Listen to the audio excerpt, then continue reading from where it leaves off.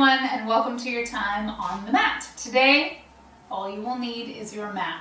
So go ahead and start laying down with your knees bent, feet and knees about bony fist distance apart, big toes aiming straight ahead. Roll the shoulders down and back, really smudge the shoulders down into the mat.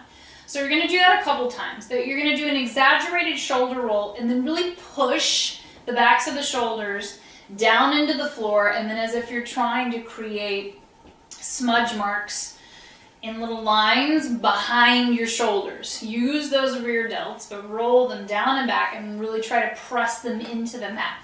You're going to do that 3 more times of rolling and pushing and pressing, 2 more times rolling, pushing, and pressing, and then 1 more time, roll, push, and press, and leave them there. Don't create tension in the neck and the shoulders. Just create connection so that it opens the collarbone and you can feel that you're trying to touch the back of the mat with the back of the shoulders.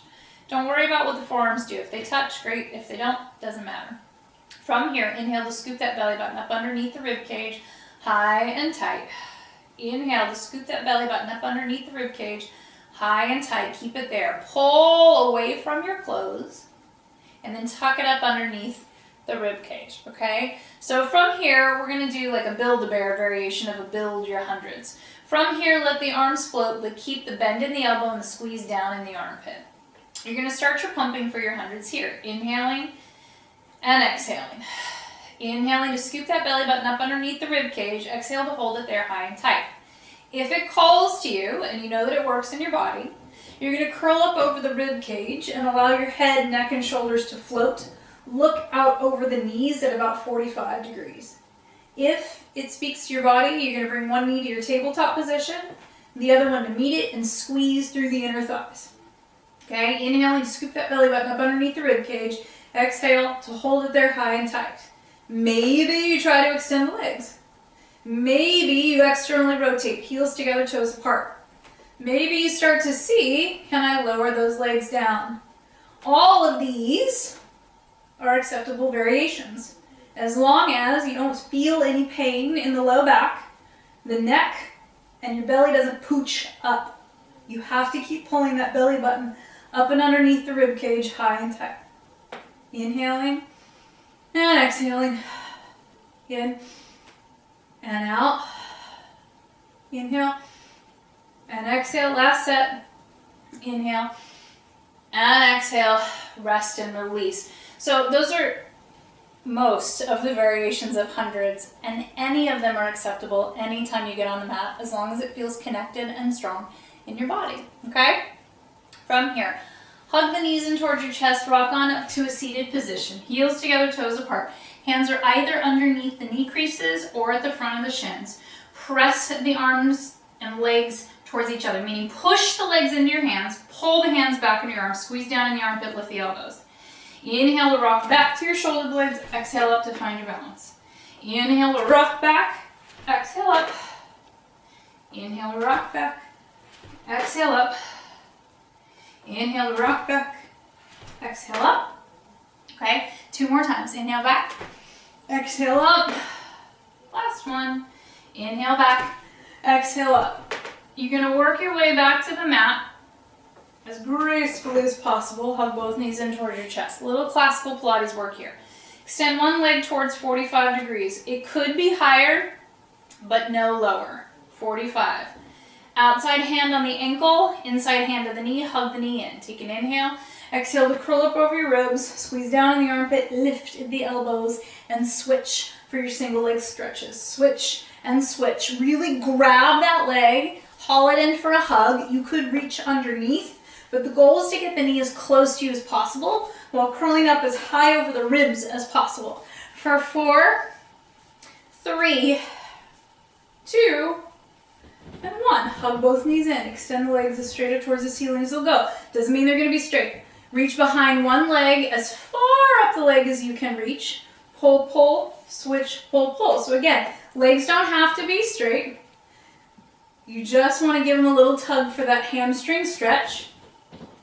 Whatever range of motion your body is willing and capable of today. 2, 2, 1, and 1. Rest and lower down. Bring the feet together, allow the knees to open towards a diamond shape. Lace the fingers together behind your head and neck. Put it behind your head and neck. You can leave the head on the mat for now. Inhale to scoop that belly button up underneath the rib cage. Exhale to hold it there high and tight. Squeeze down in the armpit. Inhale to lower the legs. Exhale to lift with the inner thigh. Inhale, scoop that belly button up, up, up, up, up as the legs lower, lower, lower. Exhale, scoop that belly button up before the legs return. This is the core contraction that we're looking for, that you initiate by lifting the belly button before an appendage moves. Inhale, lift the belly button, let the legs lower. Exhale, lift the belly button before the legs start to come back to you. If you want to add a little bit to this exercise, more challenge, you could curl up over the ribs. You can lower the legs as far as you can keep the stability in your core, and you don't feel anything in the low back or in the neck, okay? Tiny and mighty, always a great answer, always useful. And if the body allows it, they can be bigger, but they don't need to be. 3, 2, and 1. Rest. Hug the knees in towards your chest. Rock a little side to side, okay?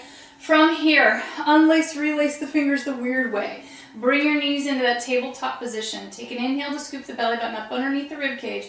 Exhale to curl up over your ribs. Squeeze down in the armpit. Opposite armpit to opposite knee. Don't close that elbow. It has nothing to do with your core. Switch to the other side. You're folding from internal to external oblique. Try not to rock and roll from side to side. Aim the armpit to the knee by rotating on the rib cage. 2, 2, 1, and 1. Rest and lower. Rock all the way on up to a seated position. Okay? From here, either one leg in front of the other, or if it works for your body, that's stacked double pigeon pose or log pose. If you're in a stacked position, you gotta flex the feet to keep the knees and the hips happy. From here, sit up nice and tall. Start your little Sufi rolls one direction in that tall, long position. Okay? For 4, making circles. 3, 2, and 1. Go back the other direction. Little circles to help in the hips mostly, although it is that rotation, like that souping of the spine that we use as the visualization. The goods are actually in the hip sockets. Rest. Then come into a forward fold as far as the body will allow, wherever that is. So if you're like, hey, here we go. If the head drop works. So whatever angle, and then hold and let the head hang heavy. For 5, 4, 3, 2, and 1. Peel and roll up through the spine. Has the last thing to come up. I know y'all are going to say something about the stripes on my pants matching or not matching. I'm doing my best for you. Take an inhale, exhale, side stretch, one direction. Knowing that you get to go as far as your body allows, but that opposite booty cheek must stay as close to the mat as possible. Can't roll off, then the stretch is no good. Okay, 3, 2, 1, come on up. Up and over to the other side. Different sides of the body, do different things. Value that, be aware of that. Keep that opposite booty cheek as close to the mat as possible. Sits bones down. Okay, come on up. Either switch which leg is in front or which leg is on top. If you are in a stacked position, flex the feet. Sit tall. Inhale to scoop that belly button up underneath the rib cage. High and tight. All the regal, right? Then start your circles one direction. It doesn't matter which one. You're just going to soup and start. As if your spine were the spoon in the bowl that is your pelvis. 2, and 1, and then go back the opposite direction, okay?